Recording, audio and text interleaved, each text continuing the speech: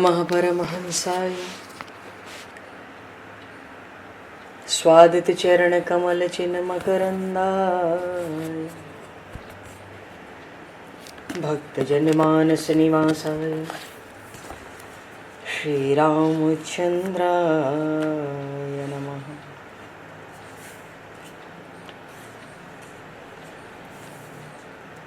वंदे विदेहतनया पदपुंडरीकं केशौरसौरभसमाहत योगिचेतं हन्तुं प्रतापमनिशं मुनिहंससेव्यं सन्मानशालिपरिपीत परागपुञ्जम्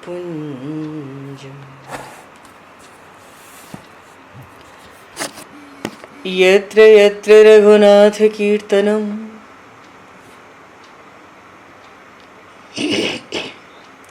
तत्र तत्र कृतमस्तकाञ्जलिं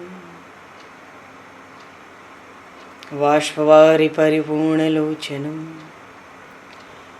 मारुतं नमत राक्षसान्तकं कुन्द इंदुसमदेह उमारमण करुणायन जाहि दीन परनेह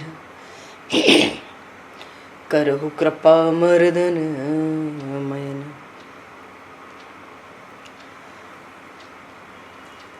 प्रहलाद नारद पराशर पुंडरीक व्यासे अम्बरीश शुक शौनक भीष्म दालभान रुक्मांगद अर्जुन वशिष्ठ विभीषणादीन एतानहं परम भागवतान् नमामि। श्री सीतानाथ समारंभां श्री रामानन्दार्य मध्यमाम् अस्मदाचार्य पर्यन्तां वन्दे गुरु परम्पराम्।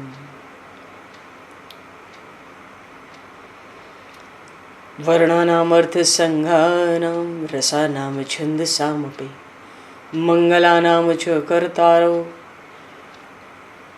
वन्दे वाणी विनायकौ।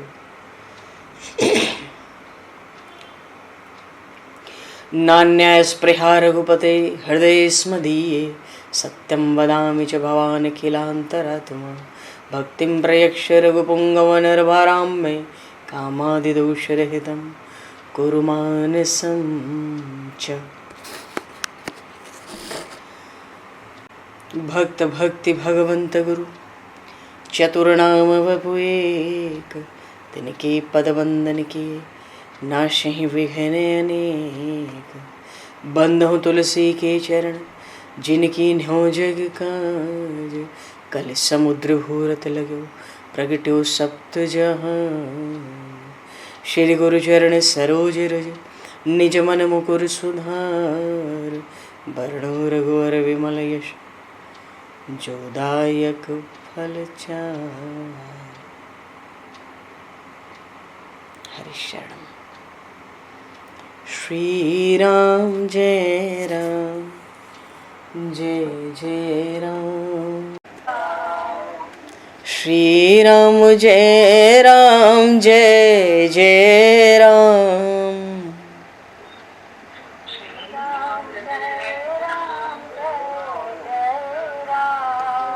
श्री राम जय राम जय जय राम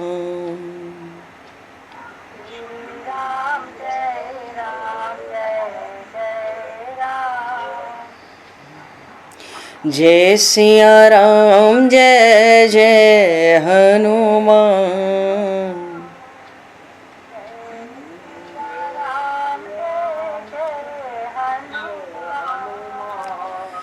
श्री गुरु रामानंद भगवान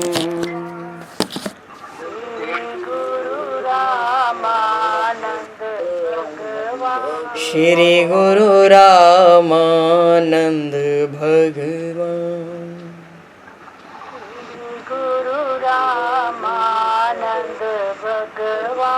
श्री राम जय राम जय जय राम।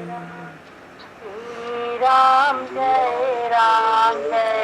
जय राम। जय सिया राम जय जय सिया राम। जय सिया राम जय जय सिया राम। जय सिया राम जय जय सिया राम।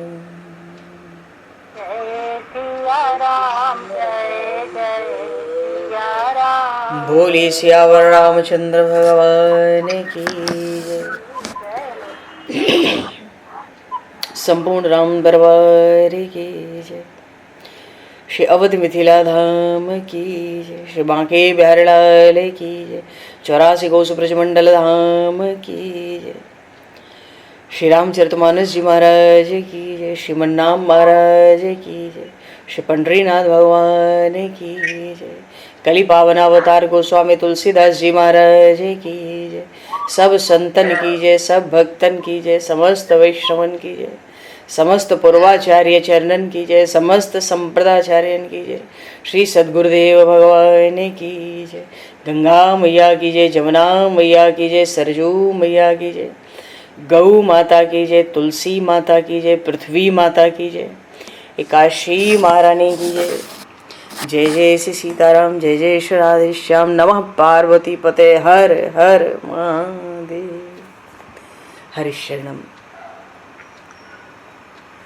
अनंत कोटि ब्रह्मांड नायक सर्वेश्वर पूर्ण परात्पर ब्रह्म असंख्य कल्याण गुणगणलय भक्तवांशा कल्पतरु शरणागत वत्सल भक्त वत्सल दीनबंधु दया सिंधु श्री कौशल्य आनंद वर्धन श्री दशरथ नंदन श्री जानकी कंठभूषण भगवान श्री सीताराम जी महाराज की असीम कृपा करुणा से श्री हनुमान जी महाराज की परम पावन भावमयी सन्निधि में महापुरुषों की भावमयी उपस्थिति में एवं आप सभी श्रद्धालु भक्त वैष्णवों की मंगल सन्निधि में मानव जीवन का सर्वोत्कृष्ट फल भगवत गुणगान भगवत कथा का आनंद हम सभी श्री राम कथा के माध्यम से प्राप्त करने जा रहे हैं। सर्वप्रथम आप सभी भक्त जनों के श्री चरणों में भगवत भाव से सादर वंदन सादर नमन। आप सभी को यथा योग्य जय सिया राम, जय जय श्री राधे हरि श्याम, जय श्री राम।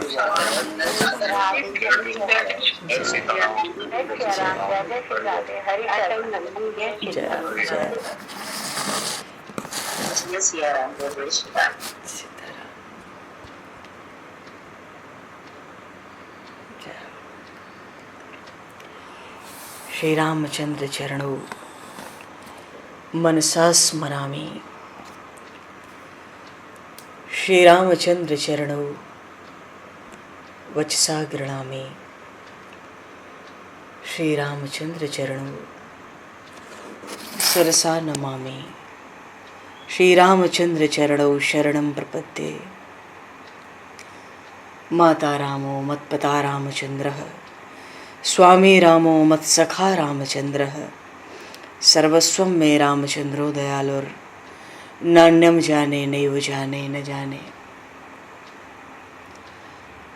मंगलम कौशलेन्द्रस्य महनीय गुणालये, चक्रवर्ती तनुजाय सार्वभौमाय मंगलम। रामं रामानुजं सीतां भरतं भरतानुजं, सुग्रीवं वायुसूनं च प्रणमामि पुनः पुनः। नमोस्तु रामाय सलक्ष्मणाय दिव्यै च तस्मै जनकात्मजाय।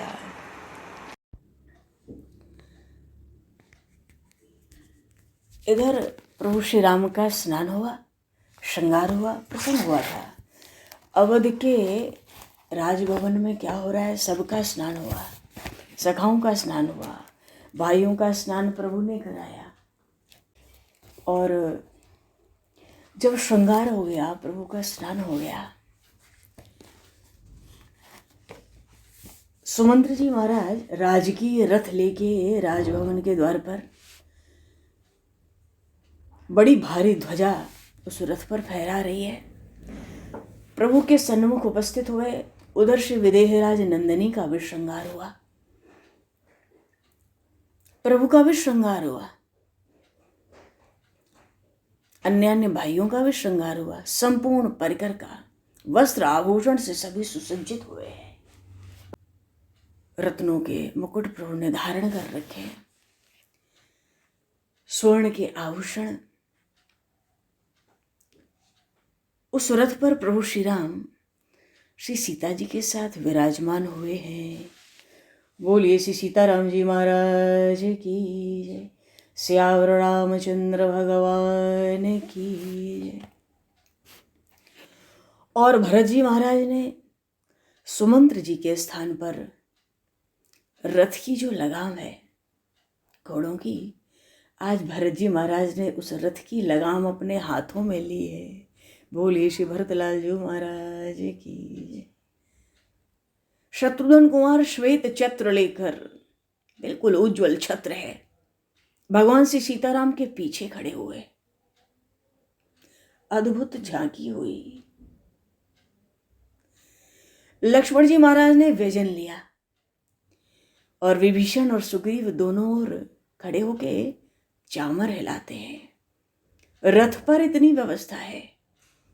अरे प्रभु का कल राज्याभिषेक होना है सुबह, चक्रवर्ती सम्राट हैं, रथ पर भी चलते हैं तो ऐसी ही दिव्य शोभा से चलते हैं। साथ में पीछे चक्रवर्ती महाराज दशरथ के सब मंत्री हैं, जो प्रजा परिषद के प्रधान है वो आगे आगे चल रहे हैं, जो ब्राह्मणों का वर्ग है मंत्र पाठ करता हुआ आगे चल रहा है, और आकाश से देवता निरंतर प्रभु पर इस दिव्य झांकी पर जो रथ पर चल रही है पुष्पों की वृष्टि कर रहे हैं। निरंतर अप्सराओं का नृत्य हो रहा है, आकाश में गंधर्वों के बाजों की ध्वनि बज रही है। किन्नर जन अपने सुंदर कंठ से आकाश को गुंजायमान बना रहे हैं। आकाश गूंज रहा है, पृथ्वी पर मंगलगान हो रहे हैं, मंत्र पाठ हो रहे हैं। जो मागध हैं, सूत हैं, बंदी जन हैं, स्तवन कर रहे हैं, स्तुतियां कर रहे हैं, वंश की वृद्धावली का वर्णन हो रहा है। और जो अयोध्या का जनसमाज है वो भी जय घोष करके दशों दिशाओं को ध्वनित कर रहा है। प्रभु की जयनाद दशों दिशाओं में गूंज रही है। हजारों हाथियों पर बड़े बड़े, अच्छा प्रभु का जो परिकर में और लोग थे ये सब चलने लगे हाथियों पर, घोड़ों पर। और जब नगर का मुख्य द्वार आया तो वो रथ रुका।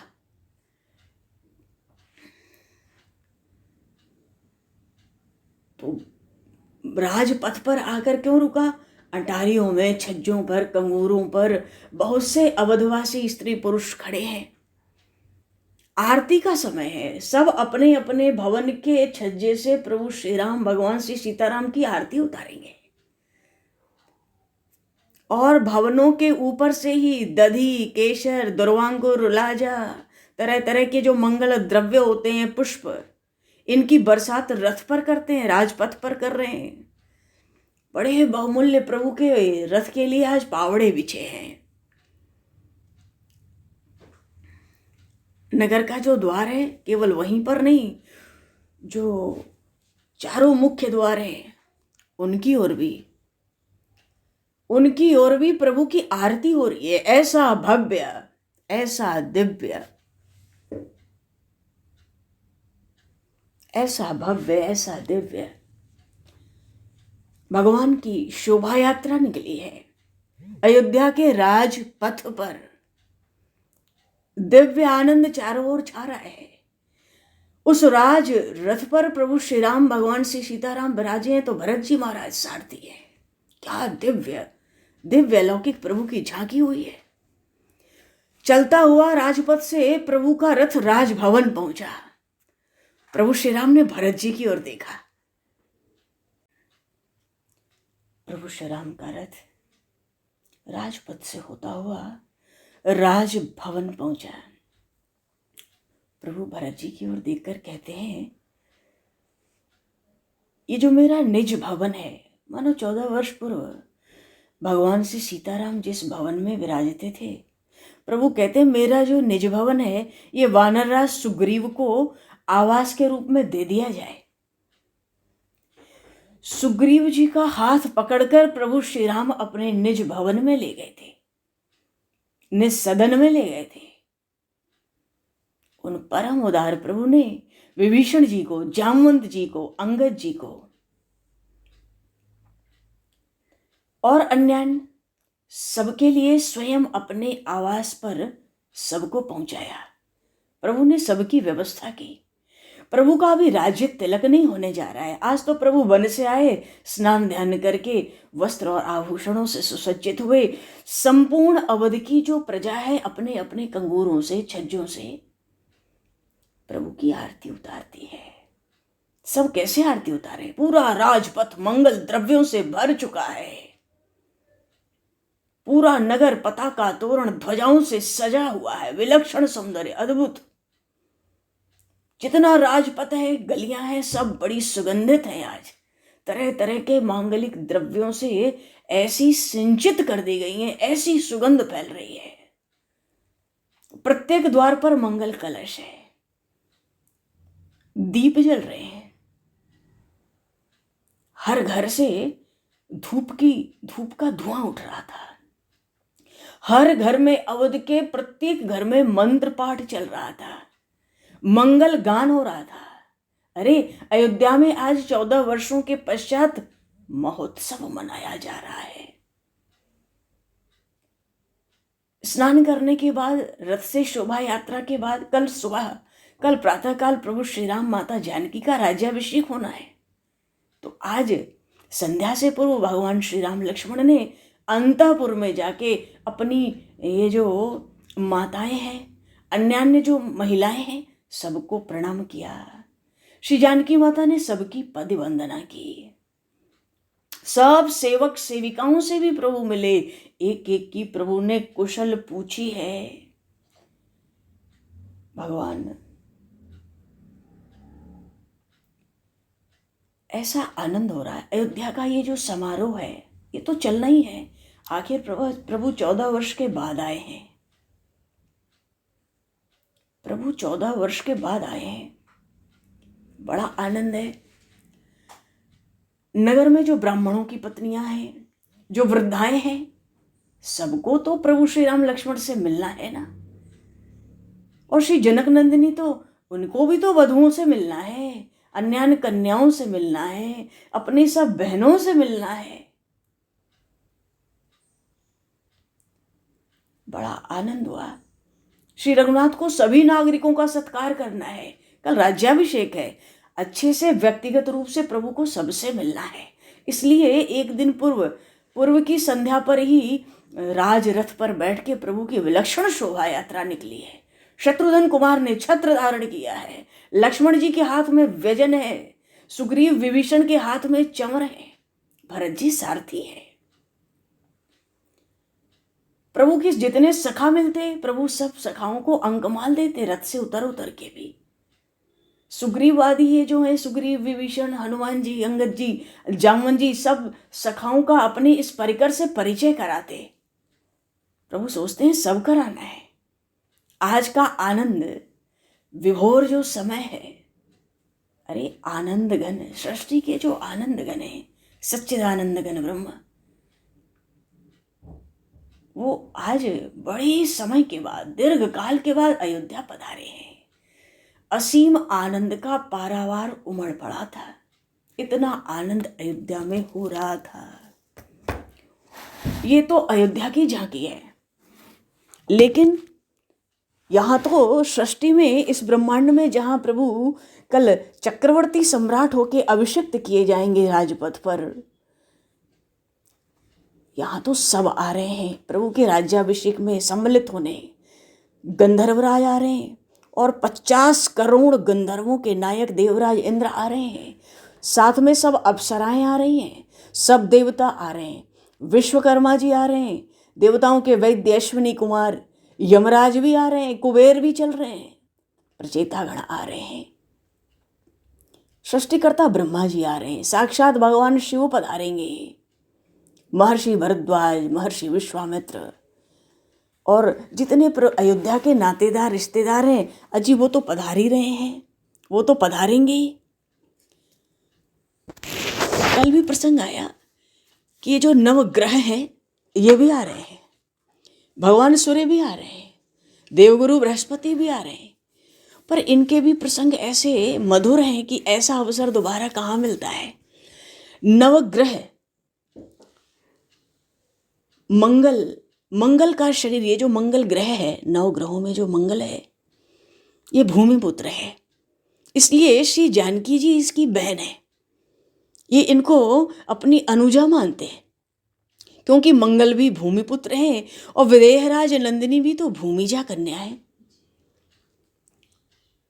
मंगल का जो शरीर का वर्ण है ना, बिल्कुल लाल। वैसे भी क्रोध भी तो ज्यादा आता है मंगल ग्रह में। क्रोध में पूरा शरीर का वर्ण ही रक्त के समान हो गया। कहते हैं अपने अपकर्मों के कारण ही दशग्रीव मारा गया। लेकिन आज मंगल ग्रह को अत्यंत उत्साह है। आज वो क्रोध से लाल नहीं हुआ, आज वो उत्साह से, आनंद से उसका श्रीवर्ण जो है ना, श्रीअंग अरुण लालिमा लिए हुए है। मंगल ग्रह सबके बीच में कहते हैं कि उस अधम रावण ने मेरी अनुजा के अपहरण का साहस किया और आशा करता था वो दुष्ट कि मैं मंगल उस रावण के अनुकूल रहूंगा। मेरी बहन सीता का उसने अपहरण किया, मैंने तो तभी से उससे विरोध ठान लिया था।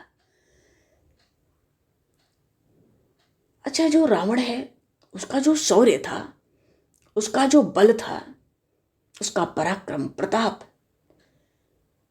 ये जो सारे ग्रह बैठे थे, तो देखो सब ग्रह तो नहीं बैठ सकते। अब चंद्रमा क्या टिक के बैठ सकते हैं? शुक्र क्या टिकेंगे? ग्रह तो गतिमान होते हैं। अब इनकी सभा बैठे, अयोध्या चलने का विचार हो तो बैठे, तो कैसे बैठे? अच्छा, मंगल कहते हैं सच्ची बात है, हमने तो सदा ही देखो रावण की उपेक्षा की थी। क्यों? क्योंकि सारी शक्ति हम लोगों की अगर मिल भी जाए तो उस रावण के शौर्य बल के आगे तो हम कुछ भी नहीं थे। वो तो महान ज्योतिर्विद था। लेकिन रावण ने इन ग्रहों की स्थिति पे कभी ध्यान ही नहीं दिया। वो कुछ समझता ही नहीं था इन ग्रहों को भी। मानो जितने भी ग्रह थे, 9 ग्रह, सब विवश रहते थे रावण के आगे, रावण के अनुकूल रहने के लिए बाध्य रहते थे। इतने में जो बुध हैं, ये तो चंद्रमा के पुत्र हैं, बुध भी ग्रह होता है। इनके शरीर का वर्ण थोड़ा हरा हरा है, नित्य ही शांत रहता है ये बुध ग्रह। पर बुद्धि का प्रेरक भी तो यही है।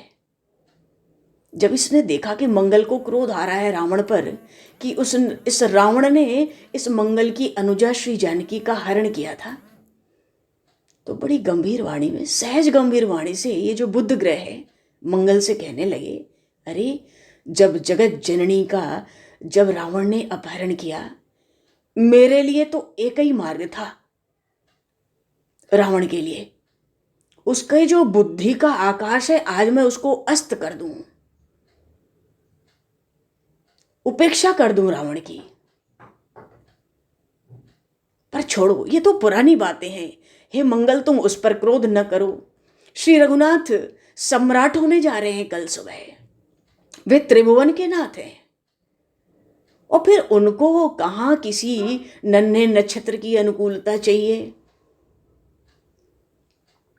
पर जो अपने को उन श्री रघुनाथ के अनुकूल न बना सके, उससे अभागा कहां कौन होगा। उनका अभिषेक का काल है। हम लोग कुछ उपहार, सर्वोच्च उपहार लेकर चले। मंगल ने कहा, ये भूमिपुत्र हैं, इनका आनंद अपार था। कहते हैं स्वर बड़ा विह्वल है। कहने लगे, ये जो करुणामयी, दयामयी, ये मेरी जो अनुजा है, इन्होंने मुझे बड़ा गौरव दिया। मैं भूमिपुत्र हूं और वो भूमि कन्या है। धरानंदिनी है, इसीलिए तो मेरी अनुजा हुई। पर मैं कोई सेवा नहीं कर सका उनकी। वो तो श्री कौशलनाथ भगवान श्री राम का जो पराक्रम है, उस पराक्रम को बढ़ाने वाली है, अचिंत्य शक्ति है। उनका कोई क्या स्वागत अभिनंदन कर सकता है?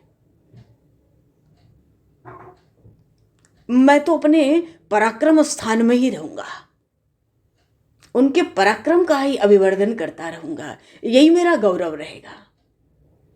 लेकिन भाई जो चंद्रमा ग्रह है, बड़ी चंचल गति है, तो एक दिन में तो बैठक पूरी होनी नहीं थी इन ग्रहों की।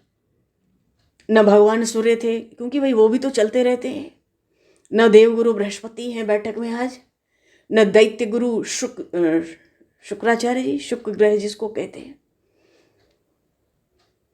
इन ग्रहों में ना आपस में बड़ा विरोध रहता है, पर आज किसी में विरोध नहीं है। आज बड़ा उल्लास है इन ग्रहों में।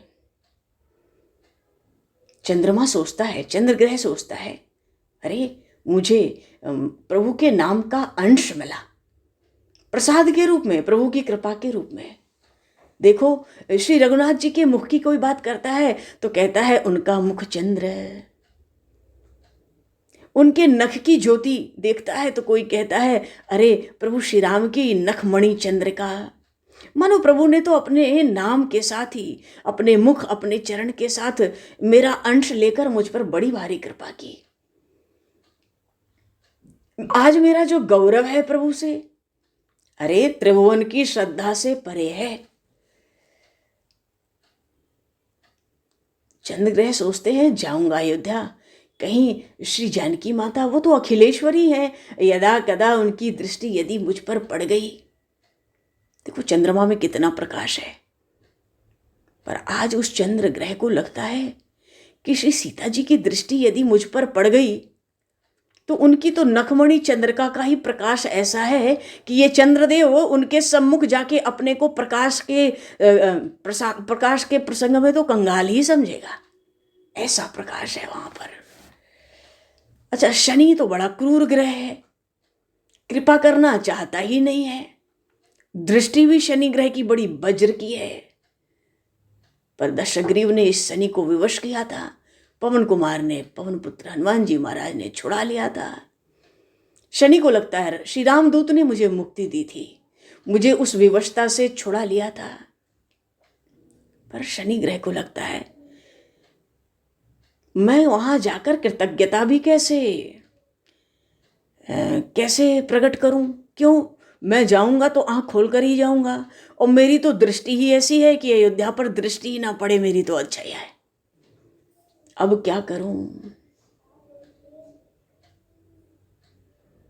शनि ग्रह को लगता है मेरी दृष्टि से ही रावण भस्म होने वाला था जब हनुमान जी ने मुझे मुक्त किया, लेकिन मैंने उस समय देखा था कि ये जो अशोक वाटिका में श्री जानकी जी बैठी हैं, इनके दुख की जो श्वास प्रश्वास थी, लंका तो पहले ही उसमें भस्म हो चुकी थी, तो मुझे ज्यादा कुछ प्रयास करना ही नहीं पड़ा। तो अब ये सूर्य पुत्र है शनि, और दृष्टि बड़ी क्रूर वज्र, आंख बंद करके सभा में बैठे हैं। भाई मैं तो अयोध्या की ओर आंख नहीं खोलूंगा, पर हाँ श्री राघवेंद्र ने धन्य किया है मेरे पिता को, मेरे पिता के वंश में प्रकट हुए हैं, श्री रघुनाथ सूर्य वंश में प्रकट हुए हैं। शनि देव ये सोचें कि चलो रावण मर गया, अब भी लंका की ओर देखो, तो अब भी नहीं देख सकते। क्यों, वहां तो प्रभु के भक्त विभीषण जी राजा हो गए, लंकेश हो गए, तो शनि तो पीछे से लंका भी नहीं देख सकता क्रोध में आके कोई बदला लेने के लिए भी। आंख बंद करके सभा में शनिदेव बैठ गए। मैं उनके राज्याभिषेक देखने का अधिकारी नहीं हूं, पर मुझे इसका खेद भी नहीं है। मैं तो प्रतीक्षा करूंगा, कभी श्री राम अपने बाणों से मुझे लक्ष्य बनाएंगे, तो कभी लक्ष्य बनाएंगे तो दृष्टि तो मेरे ऊपर देना ही पड़ेगा। बड़े भारी धनुर्धर हैं, जब बाण छोड़ेंगे तो बाण कहाँ जा रहा है उस लक्ष्य को धनुर्धर तो पहले ही देख लेता है। उसी समय प्रभु की ही दृष्टि मुझ पर पड़ेगी, मैं नेत्र खोल के अयोध्या की ओर नहीं देखूंगा, वही मेरे सौभाग्य का अवसर होगा। राहु केतु आ गए, भाई ये भी तो ग्रह है। ये कहते हैं अरे ब्रह्मा जी की बड़ी कृपा है हम पर, हम तो असुर थे, फिर इन ग्रह के मंडल में, इस ग्रह मंडल में हमको स्थान मिल गया। अपना सौभाग्य क्या पूछना है। देखो राहु केतु में, केतु के पास बोलने का कोई साधन नहीं है, आवश्यकता भी तो नहीं है। केतु तो धड़ को कहते हैं और मुख को कहते हैं राहु, ये दोनों हो गए अलग अलग। तो जो धड़ है केतु, उसको बोलने का क्या काम है, काम भी नहीं है वो बोलने, वो कुछ बोल सके उसके पास ऐसा कोई साधन भी नहीं है, क्योंकि जो राहु का मुख है वो केतु का ही तो मुख है। केतु के हृदय में जो होता है राहु के मुख से वही निकलता है। ये राहु केतु कहते हैं दशग्रीव को तो हम लोगों ने बहुत सहयोग दिया, मानो उसका अमंगल करना चाहते थे राहु केतु, पर क्या बिगाड़ेगा कोई रावण का। ये ग्रहों की स्थिति रावण के सामने कुछ नहीं होती थी।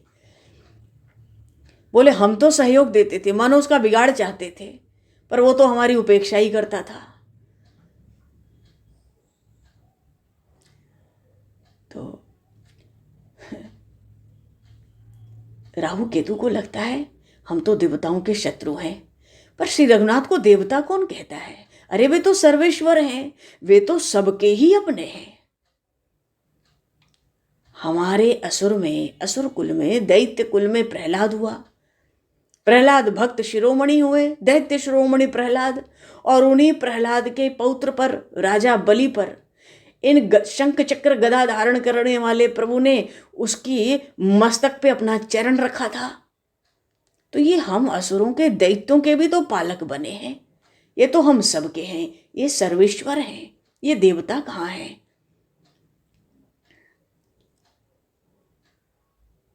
आज राहु केतु को लगता है कि हमारे दैत्य असुर कुल को भी इन्होंने पावन किया, उसके भी पालक बने, पर हमारी दृष्टि ने इनको कभी पहचाना ही नहीं। चलो जब राम राज्य आ रहा है तो हम बड़े अनुकूल रहेंगे राम राज्य में प्रजा के, राहु केतु निश्चित करते हैं। यही हमारा गौरव होगा, यही हमारा स्वार्थ भी है, यही हमारी संतुष्टि भी होगी। राहु केतु ग्रह ने निश्चित कर लिया राम राज्य में हम सबके अनुकूल हो जाएंगे। शनि थोड़ा मुस्कुराए, राहु केतु किसी के अनुकूल भी होंगे तो कहां तक होंगे भाई। चलो फिर भी अयोध्या तो शुभ मणियों की भूमि है, पर आज मणियों की चाहत ही किसको है। मंगल ग्रह कहते हैं अरे मेरी अनुजा का पुत्र, मेरी अनुजा की भूमि है, मेरी अनुजा श्री जानकी की पुरी है, वहां के आनंद का क्या पूछना है। इस सभा में भगवान सोम भी है, उधर देवगुरु बृहस्पति का ऐसा उल्लास है।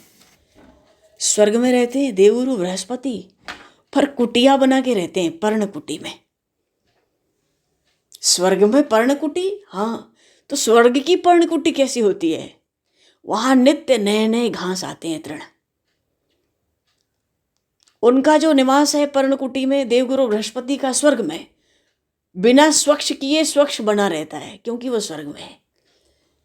अंधकार का तो अमरावती में प्रवेश ही नहीं है। और जो देवगुरु बृहस्पति हैं स्वभाव से ही बड़े सिद्ध तपस्वी हैं, कुछ संग्रह करते नहीं, बड़े तितिक्षु हैं, यज्ञ कार्य में नित्य नियम में संयम में लगे रहते हैं। तो भैया क्या स्वर्ग कर्म भूमि है?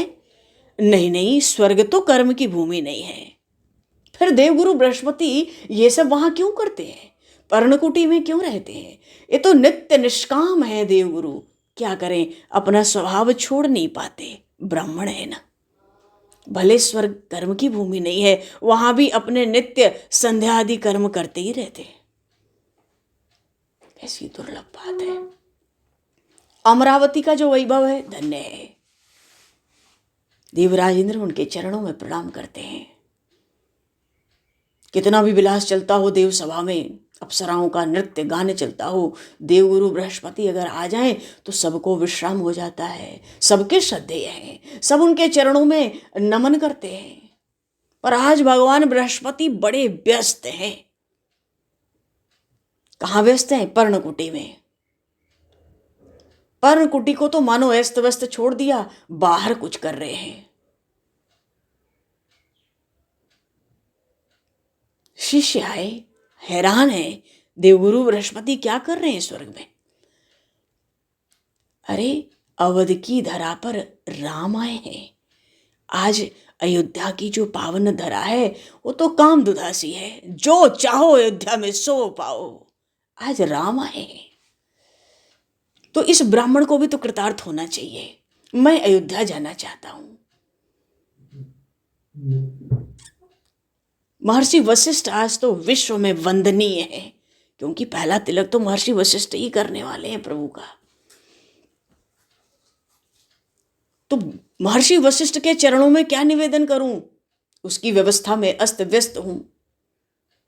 अरे अयोध्यानाथ जब सिंहासनासीन होंगे तो मैं भी उन रघुकुल के गुरु महर्षि वशिष्ठ के पीछे खड़ा हो जाऊंगा, मेरा भी लाभ हो जाएगा। जो देवगुरु बृहस्पति इनके शिष्य जब सुने तो आश्चर्य से देखने लगे।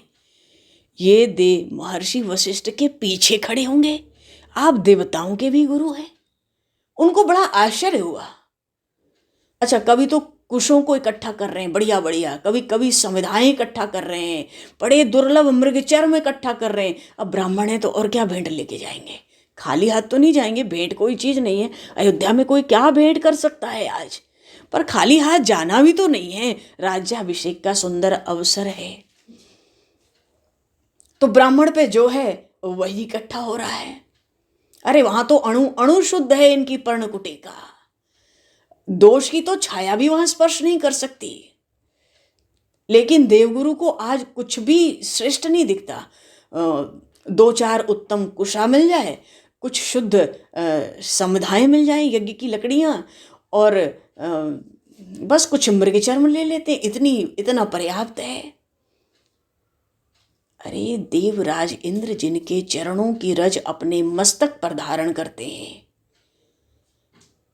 देवगुरु बृहस्पति के शिष्य सोच रहे हैं कि देवराज इंद्र मेरे गुरुदेव के चरणों की रज मस्तक पर अपने मुकुट पर धारण करते हैं, वही मेरे गुरुदेव आज महर्षि वशिष्ठ के चरणों में शिष्य की तरह उपस्थित होने जा रहे हैं।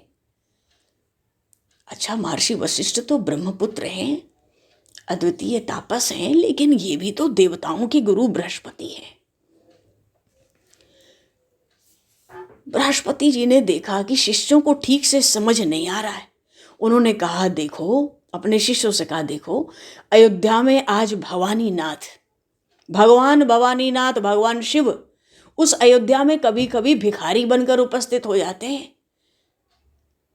आज जाएंगे ऐसे ही कल सुबह, देखो कहाँ जगह मिलती है उन भगवान आशुतोष को। और जो सृष्टि के सृष्टिकर्ता ब्रह्मा जी हैं, सामान्य ब्राह्मणों की जो पंक्ति लगी होगी ना कल सुबह अयोध्या में, उसी में कहीं खड़े दिख जाएंगे। और दिख जाए तो आश्चर्य मत मानना। दृष्टि उठाई देवगुरु ने अपने छात्रों की ओर, शिष्यों की ओर।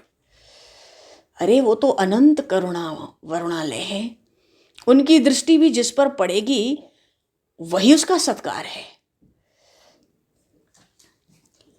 मेरे ऊपर जब प्रभु की दृष्टि पड़ेगी श्री रघुनाथ की, तो मेरा जो भीतर का कलुष है वो शांत हो जाएगा।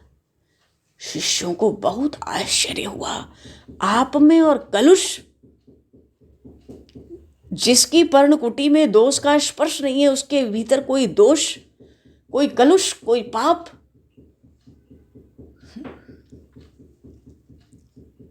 आज देवगुरु बृहस्पति को याद आता है, जैसे रघुवंश के पुरोहित हैं महर्षि वशिष्ठ, मैं भी तो इस स्वर्ग का पुरोहित हूं। मंथरा की बुद्धि उन सरस्वती शारदा की शक्ति से भी, शारदा उन सरस्वती की शक्ति से ही तो मंथरा की बुद्धि पलटी गई थी, और सरस्वती को अयोध्या जाने का संकेत भी तो मैंने ही किया होगा। ऐसा भारी कलुष जिसके संकेत से अयोध्या में प्रभु श्री राम ने वनवास ग्रहण किया। फिर भी वे श्री कौशल्या आनंदवर्धन श्री राम मेरे कलुष को नहीं देखते। ये उनकी परम उदारता है। मुझे क्षमा मिले उस दोष के लिए। तो महर्षि वशिष्ठ के पीछे एक ही मार्ग है, महर्षि वशिष्ठ के पीछे उनके शिष्यों की तरह वो स्थान मैं स्वीकार करूंगा। अब तो शिष्यों को सुन के लगा गुरुदेव हम भी चलेंगे। कुछ शिष्यों को अनुमति मिल गई, स्वीकृति हो गई कि गुरुजी के पीछे पीछे तुम लोग भी पहुंचो जिसको पहुंचना है। और देवगुरु बृहस्पति ने समझा दिया, देखो अयोध्या में पहुंचकर गुरुजी के पीछे किसी शिष्टाचार में मत लग जाना। वहां मैं सामान्य जन हूं, कोई शिष्टाचार वहां तुम लोग प्रदर्शित नहीं करना। एक ऐसा आदेश दिया शिष्यों को जिसकी कल्पना भी नहीं हो सकती थी। देवगुरु बृहस्पति चाहते हैं वहां जाकर महर्षि वशिष्ठ के पीछे हम लोग उनका अनुगमन करेंगे। उनके जो अंतः सेवक हैं उनकी तरह हम सामने खड़े रहेंगे, पर तुम लोग ये न समझना तुम्हारे गुरुजी खड़े हैं। शिष्यों को लगा कि आपका ये व्यवहार महर्षि वशिष्ठ स्वीकार कर लेंगे कि आप उनके पीछे खड़े रहो। धीरे से अवश्य करेंगे, क्योंकि देवगुरु बृहस्पति को पता है श्री रघुनाथ के सन्मुख मैं देवगुरु बृहस्पति के रूप में उपस्थित नहीं हो सकता। अपने कृत्यों की भी तो लज्जा होती है। हाँ, महर्षि वशिष्ठ के पावन चरणों के पीछे चलकर उनके अनुगत के रूप में खड़ा रहूंगा, उपस्थित रहूंगा। और फिर महर्षि वशिष्ठ इस बात की स्वीकृति दे या ना दे। उधर महर्षि भृगु, आज महर्षि भृगु विचार कर रहे हैं, मैंने तीनों देवों की कभी परीक्षा ली थी, पर भगवान का वो शील आज भी मेरे चरण प्रहार के उस चिन्ह को, भृगुलता जिसको कहते हैं, अपने वक्षस्थल पे मेरे प्रभु धारण करते हैं। देखो जितने तपलोक के हैं महर्षि, तपस्वी, योगी, जितने जनलोक के हैं, वो सब सत्यलोक में इस समय इकट्ठा हो गए। सत्यलोक में सभा हो रही थी, महर्षि भृगु वहां विराजमान है, ब्रह्मपुत्र हैं, ब्रह्मा जी के पुत्र हैं। सबके बीच में इनका अपार तेज है। कहते हैं श्री नारायण अंश हैं श्री रघुनाथ के। वे तो वो श्री रघुनाथ परात्पर प्रभु हैं, वो तो अंश ही हैं, सब उनके अंश हैं। अब पृथ्वी पर अवतरण हो चुके हैं, वक्ष पर भृगुलता धारण करते हैं मेरे चरण प्रहार के चिन्ह को। मानो उन मर्यादा पुरुषोत्तम श्री राम ने मेरे अपराध को भी धन्य कर दिया।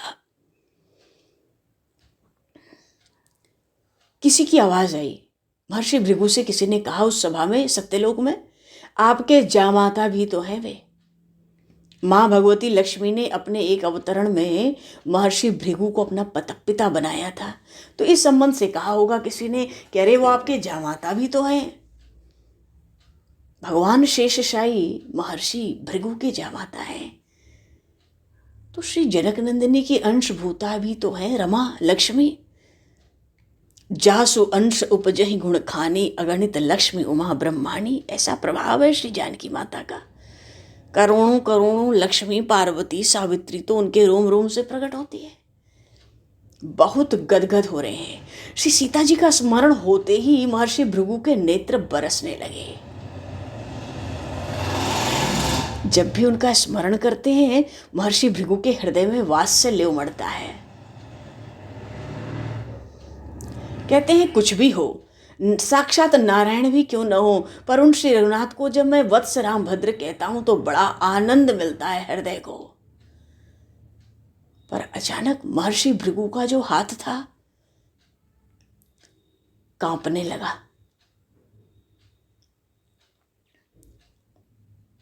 बात यह है कि जब से उस दशग्रीव ने श्री जनकात्मजा का हरण किया, पंचवटी की वो जो एक निष्ठुर घटना हुई, जब ये घटना हुई थी तो भगवान ब्रह्मा तो लोक सृष्टा है, अब उनका ये जो पुत्र है भृगु, अपार तप के, अतुलनीय तप की शक्ति से परिपूर्ण थे। ब्रह्मा जी ने उस समय भृगु जी को बहुत संभाला था।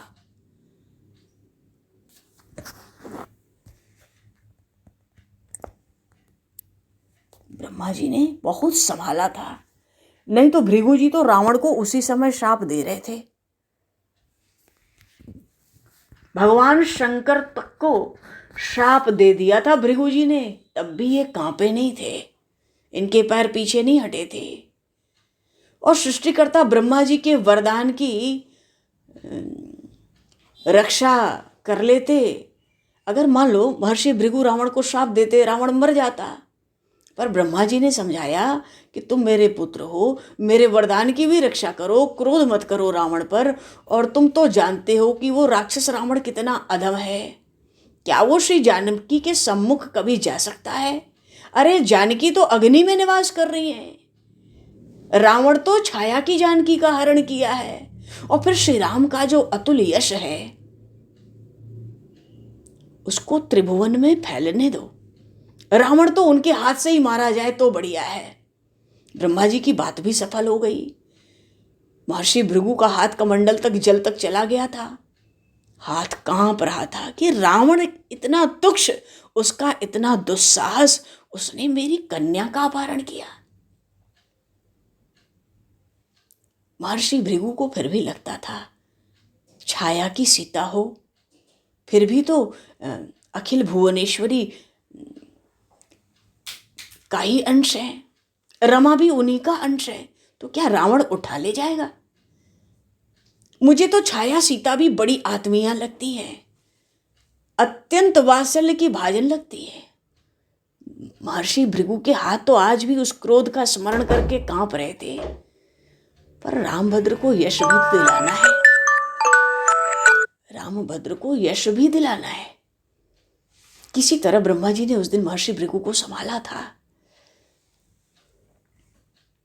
और जब प्रभु श्री राम ने रावण को मारा, महर्षि भृगु जब रावण को मरते उन्होंने देखा, वो तो वहीं से कहने लगे, वत्स रामभद्र की जय हो, वत्स रामभद्र की जय हो। पर अब श्री रघुनाथ अयोध्या की भूमि पर आ चुके हैं, प्रातःकाल उनका अभिषेक होना है। आज महर्षि भृगु को लगता है उनके किसी अपने अत्यंत आत्मीय जन का अभिषेक है। अरे कौशलनाथ नए सम्राट होंगे अयोध्या के, तो जितने दिव्य महर्षि हैं इन सबका आशीर्वाद तो उनको प्राप्त होना चाहिए। प्रत्यक्ष प्रकट रहकर अपने सम्राट के मस्तक पर उनके मस्तक पर हाथ रखकर उनको आशीर्वाद देना है। महर्षि वशिष्ठ ने भी तो सब महर्षियों को आमंत्रित किया है, तो शिष्य भी उत्कंठित हैं, हम भी अयोध्या जाएंगे। इन सब ने अयोध्या के आकाश से उतरते समय पुष्पक को भी देखा था, और प्रभु श्री राम और भरत जी के मिलन का वो दृश्य भी देखा था। अरे भरत मिलाप का वो जो दृश्य है, वो जो भेंट थी, उसको देखने की लालसा जिस हृदय में मचल ना पड़े, वो हृदय तो कोई वज्र हृदय ही होगा ना। लेकिन अब क्या है, राज्याभिषेक का समारोह है, सम्मिलित होने का सबका सौभाग्य है, और वो ऐसा सौभाग्य है राज्याभिषेक में उपस्थित होने का। देखो सब तपस्वियों के जो परम गुरु हैं भगवान शिव, इस सौभाग्य को वो भी नहीं छोड़ना चाहते। तो और जो महर्षि थे महर्षि भृगु के साथ, ये भी चलने को, जब भगवान शिव पहुंच रहे हैं तो हम भी पहुंचेंगे। हम सब महर्षि वशिष्ठ के अतिथि होंगे। जब देख लेंगे तो राजभवन के वहां से लौट आएंगे अपने आश्रम को। कुछ एक ऋषियों ने महर्षि भृगु से कहा, आप क्या उपहार लेके जा रहे हैं, जरा हमें भी दर्शन कराते।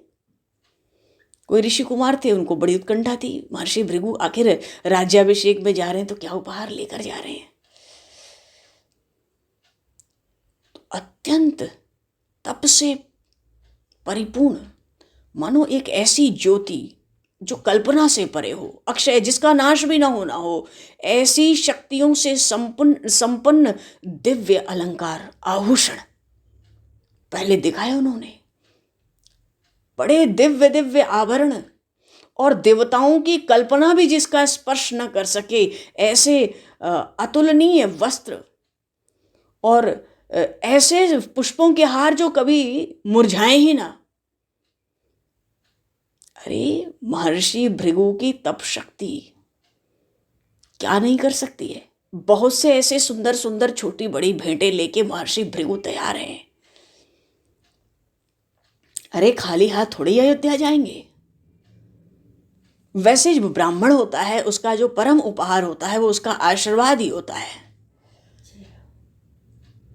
महर्षि भृगु ने इन सामग्रियों को दिखाकर भी कोई उल्लास थोड़ी दिखाया। उल्लास तो ये था कि जाना है, अब खाली हाथ नहीं जाना है।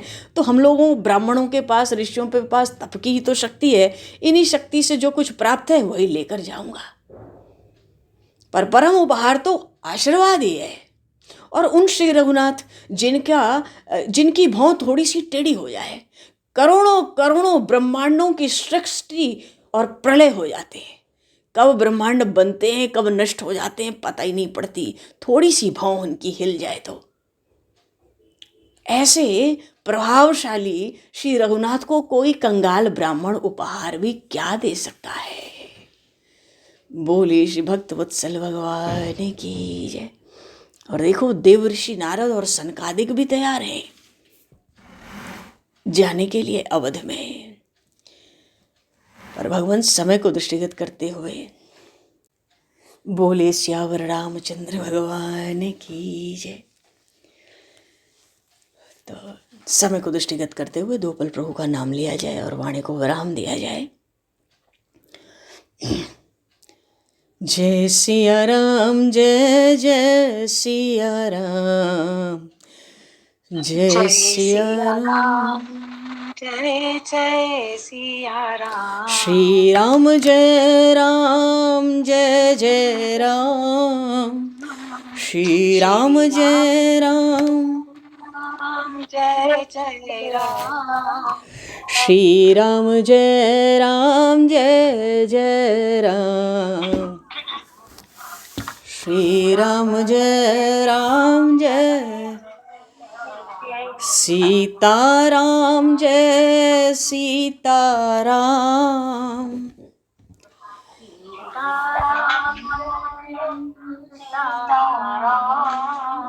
सीताराम जय सीताराम, सीताराम जय जय रघुनंदन जय सिया राम,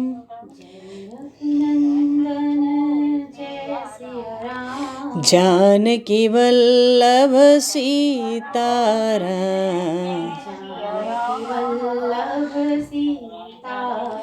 श्री राम जय राम जय जय राम, जय सिया राम जय जय हनुमान,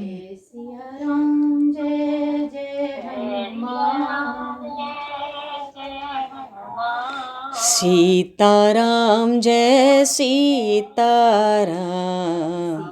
सीताराम जय सीताराम जय सीताराम, सीताराम जय। बोलिए सियावर रामचंद्र भगवान की जय। समय को दृष्टिगत करते हुए आज यहीं पर वाणी को विराम। वाक्य पुष्पांजलि प्रभु के श्री चरणों में सादर समर्पित। आप सभी को भी यथा योग्य जय सिया राम, जय जय श्री हरि शरणम, जय श्री जय जय जय।